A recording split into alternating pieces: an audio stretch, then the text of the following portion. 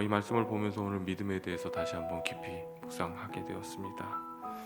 오늘 이 말씀을 보면 특별히 예수 그리스도를 믿는 길에는 걸림돌이 생각보다 많다라는 것을 깨닫게 되었습니다. 믿음이라는 것은 세상의 기준과 가치로는 다 걸림돌이 될 수밖에 없습니다.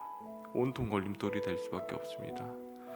말씀 전체가 우리의 생각과 가치와 우리의 이해로 받아들일 수 있는 것이 없다는 것입니다. 예수님이 이 땅에 오실 때부터 동정녀 마리아에게 나신 것, 하나님이 사람의 몸을 입고 오셨다는 것, 오병이어의 이야기, 예수님이 무리를 걸으셨다는 것, 또 죽은 자를 살리셨다는 것, 우리의 머리로 이해해서는 받아들일 수 있는 것은 하나도 없습니다. 마찬가지로 세상의 기준과 가치로는 이해할 수 없는 내용이죠. 그 중에서도 가장 큰 걸림돌은 십자가의 은혜일 것입니다. 하나님의 하나밖에 없는 아들을, 그 아들을 우리에게 내어주심으로 나의 죄를, 그리고 우리 모두의 죄를 지시고 십자가에 죽으셨다는 것, 그것을 믿는다는 것은 우리의 이해의 폭과 우리의 가치, 우리의 기준, 그것으로는 다 이해할 수 없는 큰 걸림돌이 될 수 있다는 것입니다.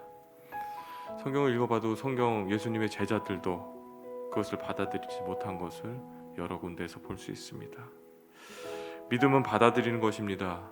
믿음은 이해하고 깨닫는 것이 아니라 믿음은 받아들이는 것입니다. 내 머리로는 이해되진 않지만 마음으로 받아들이는 것이 믿음입니다. 예수님의 제자들이 십자가에 고난 당해 죽을 것을 이야기하죠. 예수님의 제자들에게 그렇게 이야기를 하죠. 이 이야기를 하셨을 때도 제자들은 받아들일 수 없었습니다. 예수님이 십자가에 달리시는 그 순간 그것을 받아들일 수 없어 그 자리에서 다 도망갑니다. 예수님의 제자들조차도 예수님의 십자가를 쉽게 받아들일 수 없었습니다. 오늘 말씀에 보면 이방인들은 믿음을 통해 위롭다함을 얻었지만 오늘 31절, 32절에 보면 유대인들은 율법을 준수하여 위를 얻으려 했지만 율법을 다 지킬 수 없게 되죠.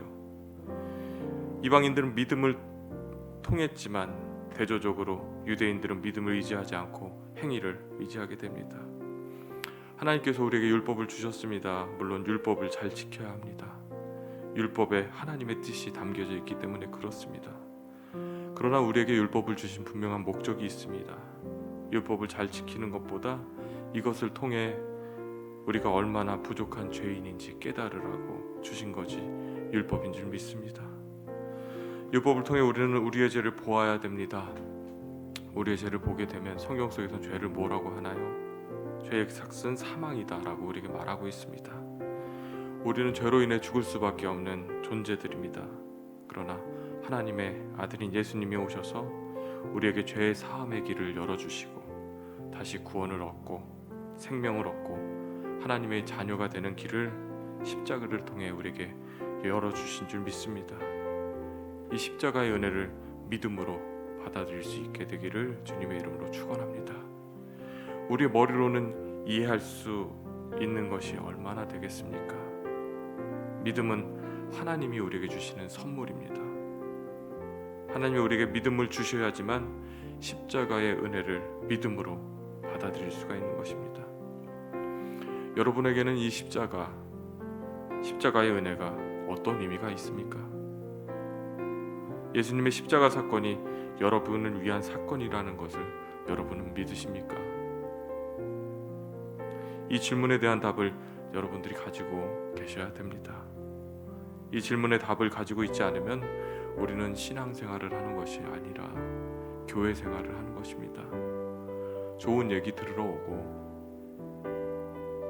교제하러 사람들 만나러 오는 것입니다. 여러분이 정말 생명을 얻으려면 십자가의 은혜, 예수님의 십자가 은혜를 믿어야 되는 줄 믿습니다. 여러분에게 이 믿음이 있는지 스스로 돌아봐야 됩니다. 혹여나 이 믿음이 없다면, 이 믿음을 얻기 원하신다면 말씀을 가까이 하시기 바랍니다. 예수님이 어떤 길을 가셨는지, 예수님이 어떤 말씀을 하셨는지, 예수님의 하신 말씀과 예수님의 그 십자가 사건을 말씀 속에서 만날 수 있기를 주님의 이름으로 축원합니다. 예수님이 십자가 대속의 죽음은 이해로 받아들일 수 있는 것이 아닙니다. 우리에겐 한계가 있습니다. 그 사랑, 그 큰 은혜는 우리의 머리로는 헤아릴 수 없는 것입니다. 그래서 머리로 이해하는 것이 아니라 주님의 은혜로 우리 마음으로 믿어지는 역사가 일어날 때 받아들여지게 되는 사건인 줄 믿습니다. 이 하나님의 큰 은혜로, 십자가의 은혜를 믿음으로 받아들일 수 있기를 주님의 이름으로 축원합니다.